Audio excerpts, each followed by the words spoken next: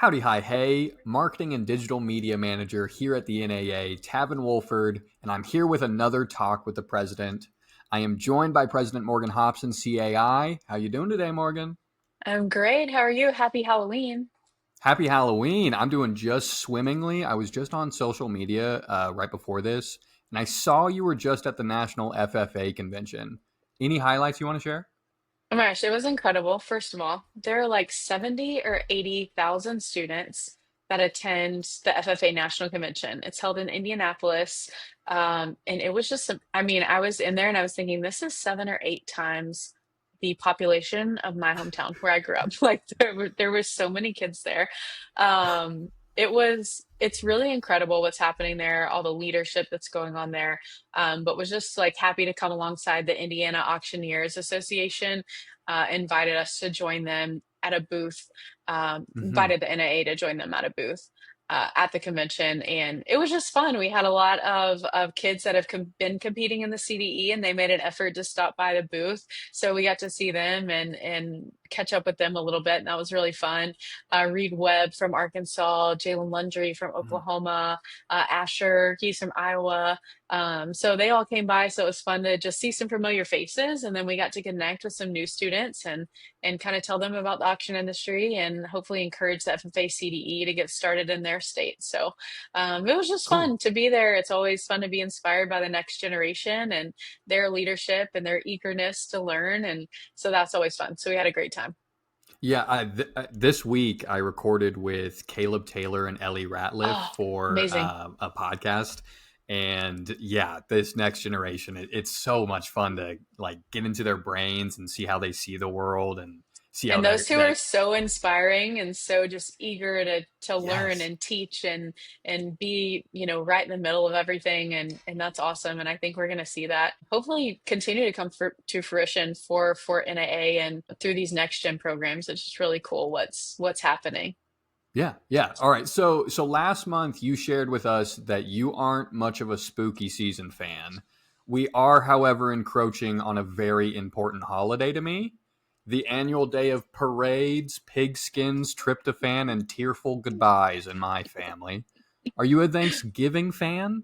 I am 100% a Thanksgiving All person. right, load up your perfect Thanksgiving plate for me. What's on there? Oh my gosh. Okay. Turkey, my mom's dressing. She makes the most incredible dressing. So Mm. dressing, And cranberry you mean sauce. stuffing in other parts of the country? Like I don't, it's stovetop not, stuffing? no, Is that what you mean by it's dressing, or is it a cornbread dress? dressing. It's Okay. cornbread dressing. So yes, I guess. But sometimes I think of stuffing as like the chunky, Mm-hmm. like the chunky pieces. Hers is like more fine. I don't know Okay. how to really describe it. It's But then it's delicious. baked and it's delicious and you put gravy on top of it. It's awesome. Turkey dressing, ham, deviled eggs, cranberry sauce.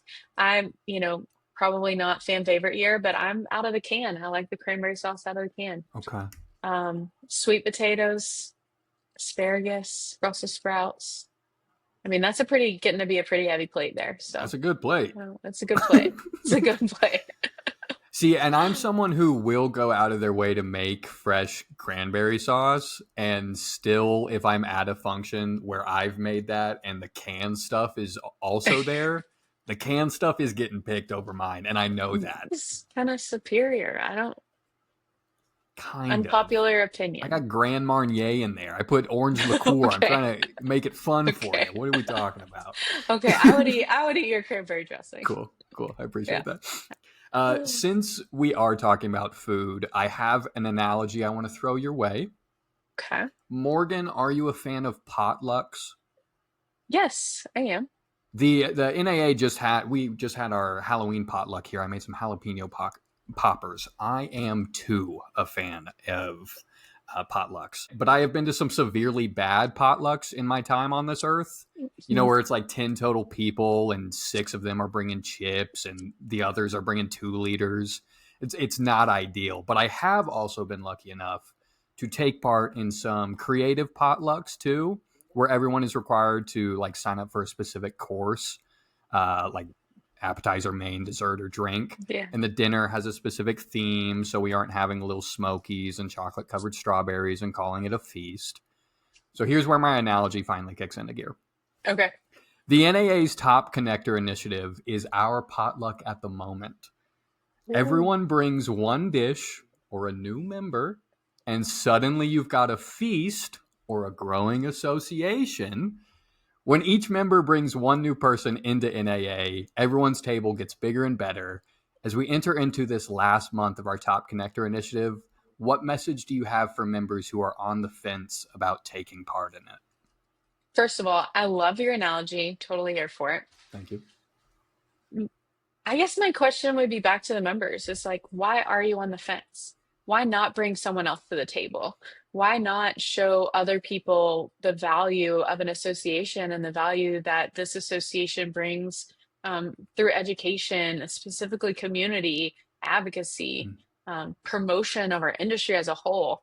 I would just encourage that. We have, I think, a responsibility to use our sphere of influence to make an impact on others. And so I'd say as we're getting into this season of Thanksgiving, let's be grateful that we have the opportunity to share that with other people and bring them to the table. And so I would just encourage you, one person, right? If we all brought one person, instantly double the number of our number of members in our Mm-hmm. association. And so I think it's an easy ask for people to bring one more person to the table, bring one more person to Designation Academy in December that may not have been a member of the NIA before, but get them involved. And I challenge our members to get involved as well. I'm a firm believer that you get out of something what you put into it.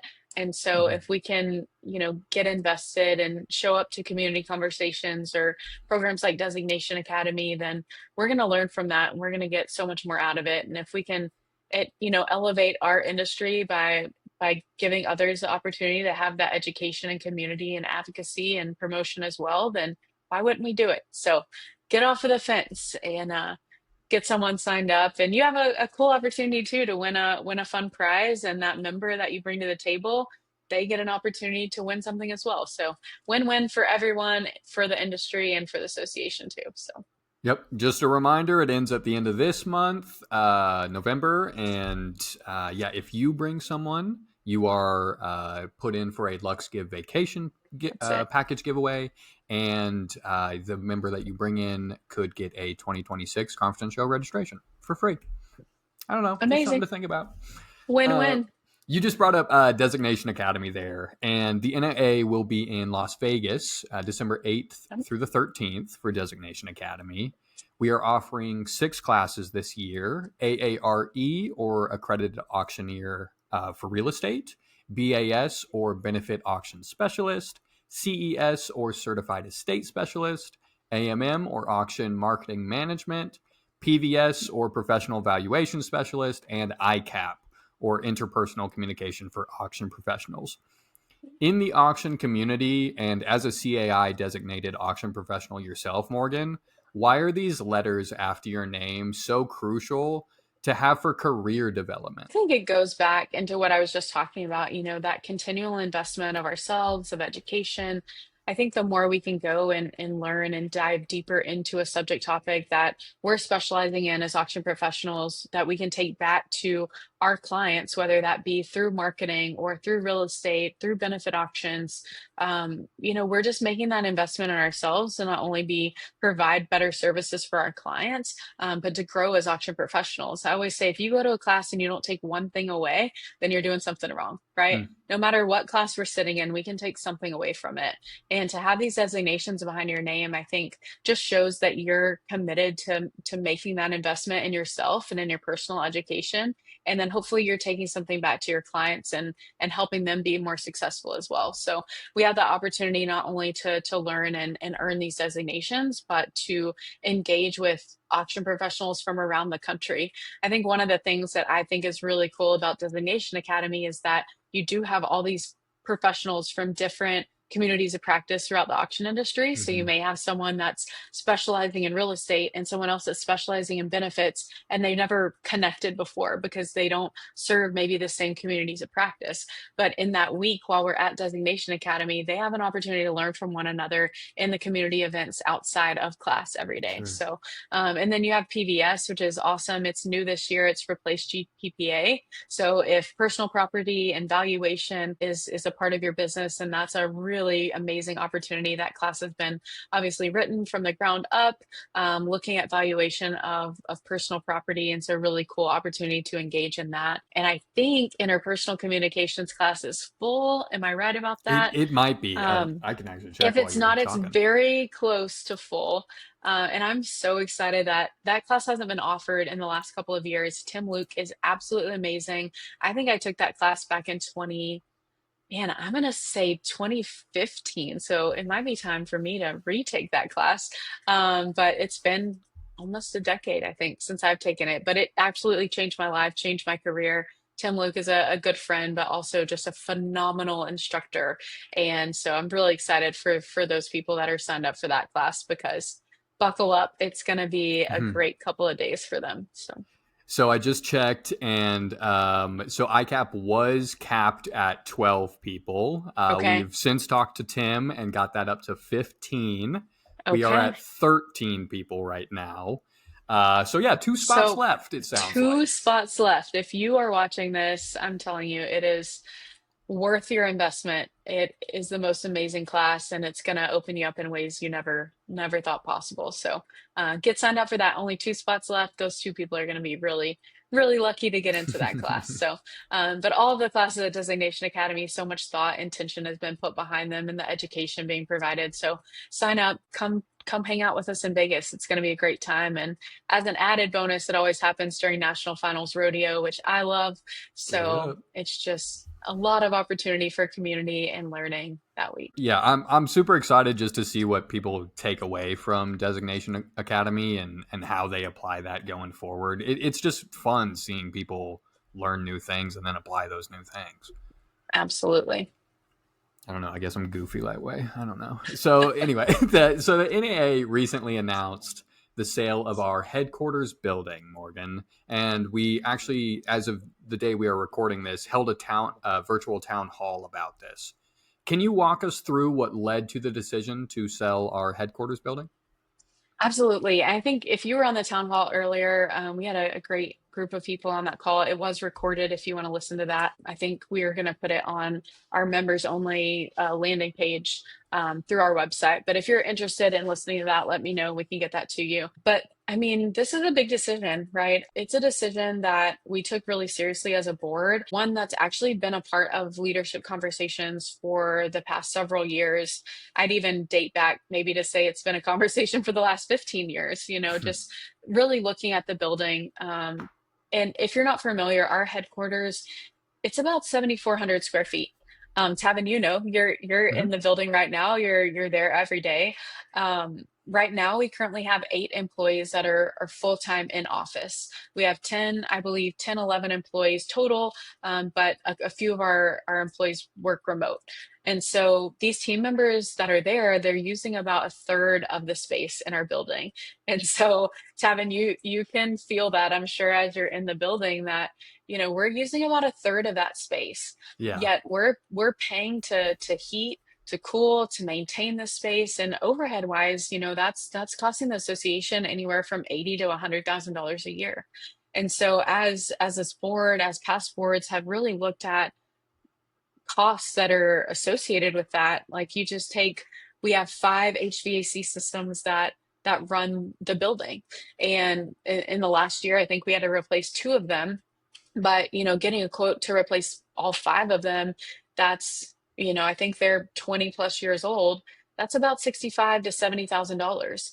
Plus, if you take into structural repairs, sidewalk repairs. If you walk into our building right now, the front steps are a little unsafe, I'd say. They need to be probably replaced. Some of our sidewalks need to be repaired. And so when you look at these costs overhead, I think the long-term math, it just doesn't make sense. And so ultimately, I think this decision really came down to stewardship. Selling this building allows us to right size our space. It allows us to reduce overhead.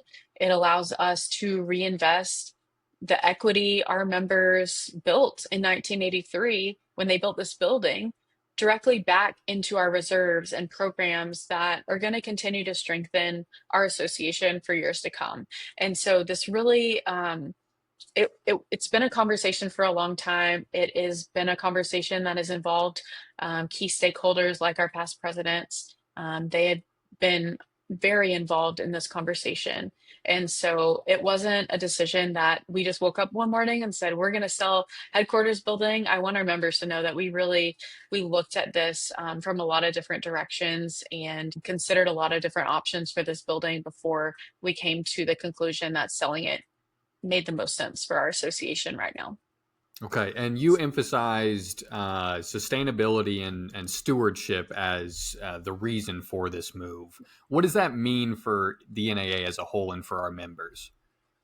I think when we talk about sustainability and stewardship, I think stewardship really comes down and as leadership, as being on the executive committee, that really means that we have to protect the resources that our members have entrusted us to take care of. It means that making sure every single dollar is working towards our mission, right? That I want to be really clear that this move isn't a reaction to our finances in any way. This move really is a proactive, strategic decision that is going to position the NAA for long-term stability and success. And I think if we look at that, we look at costs of, okay, we've got, $80 to $100,000 in overhead every year without any deferred maintenance, Hmm. right? Without any additional costs. We look at reducing those dollars and we look at maybe what that deferred maintenance is going to cost us in the next 5 years. Well, if you look at it over a 5 year period, we're avoiding more than it'd be over $500,000 in projected overhead and maintenance costs over the next 5 years. So when you look at it that way, selling this building is not only going to allow us to set up for success and sustainability in the long term. I think it helps us keep our dues steady and focus our resources on where they matter most to our members, on education, advocacy, programs that directly serve and strengthen our members. Obviously, we're in Overland Park. If we really break down the numbers, it costs us $15,000 to just keep the parking lot plowed during the winter and keep the landscape done throughout the year. And so if you want to really break Not a that down, small chunk of it's change. not a small chunk of change. And if you think about that at $400+ a member, that's about 30 members, right? Hmm. That we're needing just to keep the lawn and the parking lot looking okay. And so if we take those costs away and we look at how can we really invest that money and how can we really use that money to serve our members in a better way, what member services could we provide? What education could we provide if we're saving costs like that? And so we talk about stewardship, we talk about, resources, how do we invest this money? I think, again, it just goes back to making sure every single dollar is working towards our mission. And, selling the building at this point is what's going to allow us to continue to do that. So, in terms of this building, what can members expect next, both in terms of the sale process and NAA's future home? Sure. I think, and we talked about this on the town hall earlier, and I encourage you guys to listen to that. We really kind of dug into some of the specifics, and I'm happy to go through some of those. So, the sale will be conducted for sale by owner through an online auction. And we did this really just to be fully transparent. How do we pick one member? We have so many qualified members that could have run an auction for us, right, for the sale of the building. Absolutely. But we're all auction professionals. And I think as the National Auction Association, we're really positioned well to sell our building ourselves. And this is going to be an online auction. It will be hosted through a white label platform branded specifically for NAA. The board approved, I believe, a $10,000 marketing budget, which will be reimbursed at closing. And we also approved to offer a 5% buyer's broker commission to remain competitive in that area. Hmm. We do anticipate the auction going live mid-November and closing in mid-December. So staying open for a 30-day period. And then obviously, a lot of us are used to this in the auction industry, but no contingencies there. So the board has voted for me to serve as a point of contact throughout this process in my role as president. I believe a lot of our members know I'm in real estate, but I will not be serving in that capacity in this role. I'm not licensed in Kansas, but as a president of the association, I will be serving as a point of contact for our potential buyers through the auction process. We have engaged a NAA member. His name is Ty Patton. Some people may be familiar with him. He's an attorney in Kansas. So Ty's going to be preparing all the documents that we need for the sale. So terms and conditions, purchase contract, disclosure information, buyer broker terms, so that we're dotting all the I's, crossing all the T's in this process. We want to be really thoughtful throughout this. We don't want to put NAA in any position where we're not being represented fully. And so Ty's agreed to represent us through that. We're lucky that we have an NAA member that has a real estate auction background, but also is a licensed attorney in the state of Kansas. We're happy to have Ty on board, and thanks to Braden for making that connection for us. McCurdy, Ty used to be involved with them, and now it has his own practice. And so just grateful for Ty coming alongside us as we go through this process. At the same time, we have engaged a prominent, maybe the top, I think I can be safe to say that the top commercial real estate brokerage in the Kansas area, Newmark Zimmer. They're very well respected. Again, that came at the recommendation from a few of our members in the Kansas area. Robert Mayo, who served on the sales task force, and Braden McCurdy also served on the sales task force as we were putting this together. And they're going to represent us to help us identify our next office location. So earlier this week, Allison and Christina, I think they visited maybe 14 different Yeah. properties and looked at those. And we're just really focused on finding a modern, right-sized space that helps us be more efficient and is accessible. This building will still be accessible to our members if they want to stop by and say hello. They're more than welcome to do that. But we're going through that process right now. I think they've maybe narrowed it down to 4 different properties, and we have some RFPs out. But we anticipate that this move in overhead alone saving us anywhere from $30,000 to $50,000 a year. So we're already going to be recouping some overhead and some financial gain from the sale of the building to moving to a new space. And again, that's just right sizing the building. I mean, we have 7,400 square foot in our space that we're in now. We're looking at moving to a building that has probably 2,500 to 3,000 square feet of space. So really right sizing that, making sure that our team members at NAA, that you guys are feeling comfortable in your space and it's somewhere that you're proud to be. Modern building, modern amenities. I think our members will be pleased with where we move. If we're looking at terms of commercial real estate, our building right now is classified as a Class C space. That's how Johnson County, where we sit, classifies it as Class C. All the buildings that we're looking at, spaces that we're looking at, are Class A and Class B. And so it won't be a lateral move for us. It'll be a move up into a better space. It's better suited for our NAA team. And yeah, just looking forward to that and the process. But if anyone has questions about the sale process, about marketing, we will be letting members know, hey, how you can help us in marketing that. So if you want to send that out to your group of buyers, we'd be appreciative for that. All marketing, once it's live, we'll be sending out an email to our membership so they can engage in that process as well. Yeah, speaking for like the office itself, we see the financial overhead gain that moving buildings will offer for us, and hey, that's an exciting thing for us. But Right. looking ahead for you, Morgan, what excites you most about this transition for the NAA?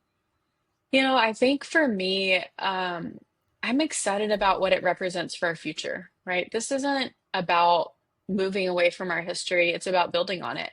Our members Yes. built the building that you're sitting in 1983, right? They made an incredible investment. They gave us a really, really strong home for 4 decades. And now that same investment that those members made in 1983 is helping us to fuel our next chapter. And so I just hope that we're creating a space that reflects who NAA is today.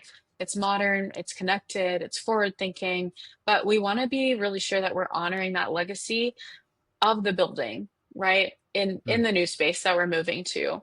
And I think that this move really positions us to focus on what matters, right? It's strengthening our membership, advancing our association, our industry, and puts us in a position to be successful for hopefully decades to come. For when sure. those kids Yeah. that I saw at the FFA convention, hopefully they're sitting in my seat one day, right? And able to make those decisions. And I think it just really it's about right sizing the space. We will be honoring our legacy as a building, as an association. And so, if you've been to NAA headquarters, you'll see upstairs the foundation as a museum. A lot of that museum has been digitized, and so that digital museum will be moving to our new space. But the foundation will also be identifying some items that we can showcase in our new building, as well as the Hall of Fame plaques that are on the wall. Those are all going to move over with us. We have some bronze plaques. If you walk in the front doors of headquarters in 1983, when that building was built, the names of all the people that contributed Mhm. are on a bronze plaque on that wall. That unscrews. We're planning to take that with us to the new building, and so we will still be able to honor that and honor the legacy of the building and those members and the investment that they made back in 1983 in our new space. And that's really important that we don't lose touch of that or lose sight of that. That we continue to honor them and the foundation that they set for us to move to our new space and start this next chapter of the NAA. If we're looking, I should have said today, but we had a photographer, Taven, it came out yesterday, and he took some Yeah. photos and he did a Matterport virtual tour of the building. So I'd encourage our members, if you've never seen the building before, once that marketing goes live, take that Matterport and walk through the building. It'll give you a good feel of what's there in the space. And if you've never seen it, it's amazing to see. And if you're maybe questioning, hey, what does this building look like? Why are we selling the building? Take a look at the building and kind of get a feel for it. But I think that'll be cool for our members to see as well. And I think we've encouraged through communication. If you have memories, if you have stories of this building, if you have old photos of this building, there's a place that you can go on our website and tell those and share those with us and share those photos because we do want to make sure that we honor the building and how it served us for the last 4 decades, and we're so grateful for that. Yeah, yeah. I had the photographer came in yesterday to the office, like you said, and I didn't realize how messy my office was until he was like, "I got to put this 360 camera in, and those wires are crazy over in that corner." And I'm learning. It's fine. I'm not usually a So mess. everyone can get a good look at Tavin's office and be No, like, I oh, cleaned I it. I cleaned see, it. I I cleaned see. it. Well, that's all I have for you this month, Morgan. Thank you, and have a great rest of your November. Yeah, thanks, Tavin. You guys, if there are some community conversations coming up in November, make Oh, sure you check those out. Get engaged, get plugged in. We love to see you on them. And always feel free to reach out if you need anything. Tavin, happy Halloween. Thanks for making this happen today and mhm. for all you do for the NAA. We appreciate you so much. And we appreciate you, Morgan. Thank you.